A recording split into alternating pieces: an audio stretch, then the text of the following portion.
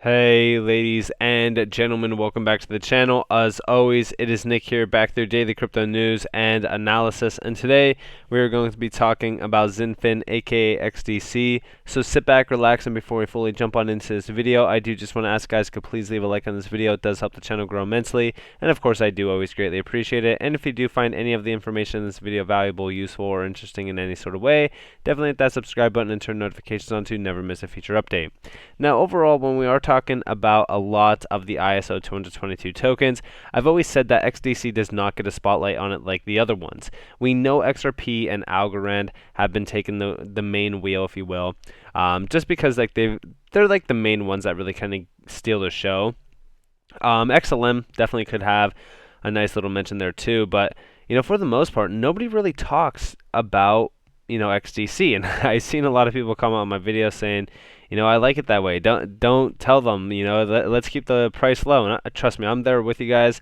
The price is still ranging around the 6 cent mark, which I told you guys yesterday is pretty much the key point to really kind of watch for, is just like the 6 cent area. I do expect us to kind of retest that low yet again, which is around like the 5 cents, almost 6 cent zone. If we do go any lower than that, it will most likely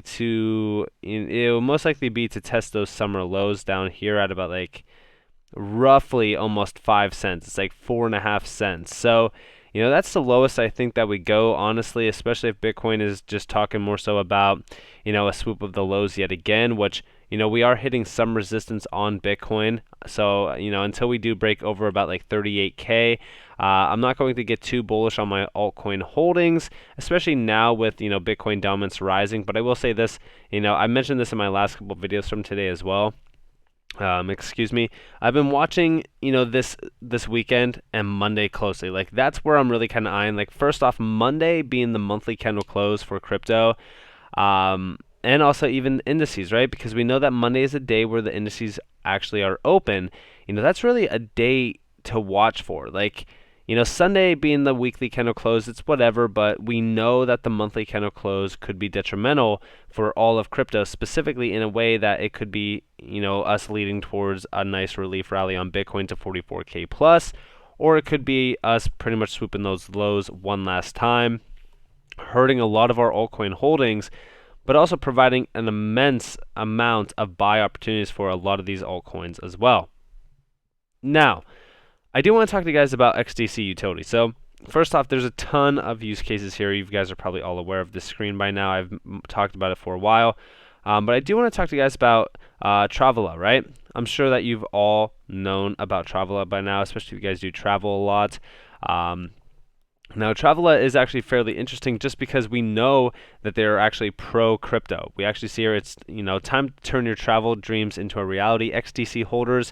XDC is now live on Travela.com, allowing you to book hotels, flights, and activities around the globe.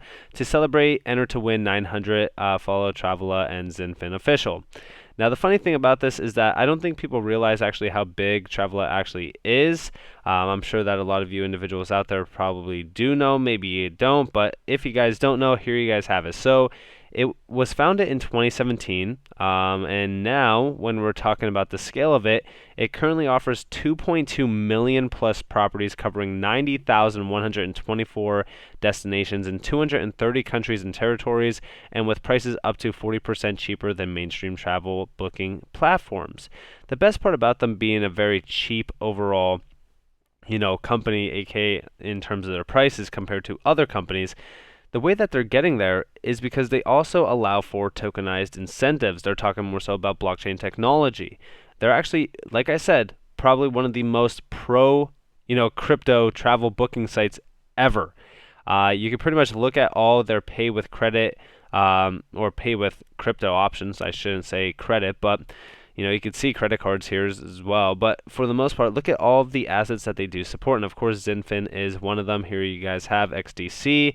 But this is something that I like to look at in terms of, I think that a lot of companies similar to this could actually benefit. But this is also a very large company. Like I said, they are pretty much a global company that a lot of individuals use on a day-to-day basis, and I'm sure that it's also going to help a lot of retail individuals learn about XDC, maybe learn about other crypto assets as well. But this is what I really want to see. This is what I actually picture the future looking like, where we're seeing these major companies moving in on crypto use and adoption in general. And of course, they actually have their own token as well, which is very cool to say the least. But we do know that, of course, they are working with Xinfin closely. And there's a lot of other ones, like even Excel Trip, my contract and stuff like this. Like, there's so many use cases on Xinfin, and I do believe that we are going to see a lot more. We've been seeing dApps on Xinfin growing astronomically. We also see here, this is interesting, especially since Pemberton and TradeTech have recently opened offices in Dubai. I'm actually going to open this in a new tab because I actually really want to talk to you guys a little bit about Pemberton. But this is actually pretty interesting because we do see from the ITFA, Pemberton Asset Management joins ITFA and TFD initiative. I've always told you guys, prepare to see the major connections here. And of course, we do see here Pemberton, member of ITFA, opens office in Dubai. TradeTech opens office in Dubai as well. Remember, TradeTech is the hub of the TFDI. And of course, we do see Andre Kasserman was in Dubai in December 2021 for a year-end session with Indian banks. And we do know that he loves Xinfin. We actually see here, Zoom webinar for Indian banks and open to others. We will cover DNI and TFD initiatives featuring NGO, Automaxis, TradeTech, Xinfin, and the use of XDC in trade finance. We know that it's going to be huge when we see major connections like this being made. Andrew Kasserman will also be speaking in Dubai in February 2022. I hope people understand how far the reach of XDC extends. Patience, my friends, patience. And honestly, the extensions that XDC has over these major areas around the world and the connections that it has with major players, like, for example, again, I will focus on the adoption of MLETR by policymakers in Singapore, Bahrain, Abu Dhabi, and soon G7 countries such as the UK to facilitate. And of course, we do know this is more so for global trade finance. If you need to tie pretty much some of these things together, you may want to revisit this article from December 2021. Oh, what a time to be in crypto and invest in XDC, because this is all talking about Xinfin. I actually just addressed this in yesterday's video, but we know the major connections are huge with Xinfin. They are very, very close. This is what we want to see when we're investing into something and we are very early. Like, seeing the vision before anybody else sees it is, part of, one, being a visionary, but also two, being a very successful investor. Knowing where something is going to lead to by knowing the fundamentals behind it. And of course, here's Pemberton transforming credit makers or markets. We know that it's actually a fairly large overall company, and they're really kind of focused on some major use cases. Again, a company really set to be disrupted by something like the trade finance gap that Xinfin is really kind of focused on. I say it time and time again. Focus on some of these bigger pictures and focus on some of these major companies. Like, for example, here's Europe in numbers: 17.9 trillion GDP, 515 million consumers in 28 countries. We know Europe is a huge area, and Pemberton is a leading European private credit manager backed by one of Europe's largest insurers, Legal & General. We provide a range of financing solutions for borrowers and investment solutions for institutional investors. So this is all institutional money. I've always said, when we're talking about institutional demand and growth for crypto, it's continuing to grow and grow and grow. And here's their office network. Just so you guys know, our office network is working with 130 plus professionals dedicated to private markets, as well as 8 European offices and 1 in the Middle East. Pemberton has one of the largest pan-European investment teams with extensive experience, which we believe gives us an edge over other asset managers.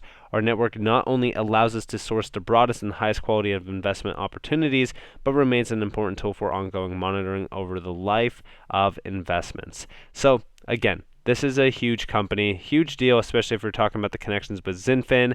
This is why I believe that XDC is a huge winner, because look at the connections being made, even going back to this article with Pemberton, talking about other major players in the game as well. And I'm telling you guys, pay attention to Andre Kasserman, because he is pretty much the biggest piece of the entire puzzle. I've always discussed that, and I've always talked to you guys about that. And of course, we do see here, let XDC Foundation know if you would like an updated 2022 roadmap. Honestly, we do need a little bit of a better roadmap still. Like we actually don't have a solid roadmap yet. I'm just saying right now when we're talking about, you know, current structure of Xinfin and where they're really kind of focused on, the vision is not truly out there in the open from Xinfin's side. That's why you really kind of need to look at it from your own perspective and kind of get a better idea around it. Like even if I go over to Xinfin's website currently, and I want to say, here, let me find it real quick. I don't want to waste your guys' time. 1 second. Alright, so here you guys have it. Honestly, the roadmap breakdown from Xinfin's side, so first off, they only have 2021 here, which I find, you know, I just wish that they had a better one updated roadmap, but two, also a better visual roadmap. I feel like, you know, trust me when I say this, I just think that it's a lot easier for a lot of individuals that are in the space that don't want to read this whole breakdown. But of course, a lot of this already happened. I mean, you can pretty much read all about this if you guys wanted to. They are talking about Trade Phoenix. They're talking about all of the major use cases. They're talking about exchange listings, all that kind of stuff. But for the most part, like, we don't have a solid 2022 roadmap. Even the roadmap that I just showed you guys in this image right here, it's actually from this Medium article, which again, we see some of these updates, but there's no 2022 plans here at all. I really want to see a 2022 roadmap be, you know, announced essentially very soon. I do believe that it's going to be happening. I'm definitely looking forward to it. Ultimately, just because I think that it's going to give a little bit more of a visionary standpoint to a lot of individuals on where really, you know, Xinfin is headed and where they're really kind of focused on. Because right now, yes, we know that they're, you know, pretty much making huge connections. We know that that is the truth, especially with the ITFA. We know Trade Tech is doing huge things. I actually just did a little bit of a breakdown with Trade Tech. They're continuing to expand and expand and expand and grow. But for the most part, I just want to see a little bit more from Xinfin's side. Like, I want to see, you know, a full breakdown of their roadmap, or at least a new roadmap that really kind of, you know, implements a lot of the things that we talk about on a day-to-day basis. Maybe even, you know, have some, you know, connections in there. You know, maybe even list some of these partnerships that we've seen as well. I just think that, you know, from an overall investor standpoint, I think that it will help a lot more individuals become an investor, maybe kind of put a little bit of a solidification behind Xinfin's name, and really kind of focus a little bit of a spotlight on XDC as a network token specifically, as well, to really kind of provide the idea on why it's detrimental for the network, one, but also two, how it's being utilized on a day-to-day scale. So I really think that a roadmap is needed currently, but let me know what you guys think about that down in the comments below. But for the most part, things are looking extremely good for Xinfin overall. Maybe not from a price perspective, but we have been holding this line for a fairly long time now, and it's actually probably one of the most, you know, I would say it's the strongest altcoin holding in my portfolio right now up against this dip. But, you know, definitely pay attention to XDC. I have not taken my eye off of the prize, which is, of course, I think that we are in store for a major run this bull run, similar to the XRP run from 2017 and 2018. So with that being said, I hope that you guys enjoyed this video. If you guys did, definitely leave a like, subscribe, turn notifications on if you guys want more free content. You guys are more than welcome to follow me on Twitter and join the free Discord down in the description below. As always, I hope that you all have a beautiful day or a beautiful night wherever you guys are in this beautiful world. It's been Nick. Peace out, guys.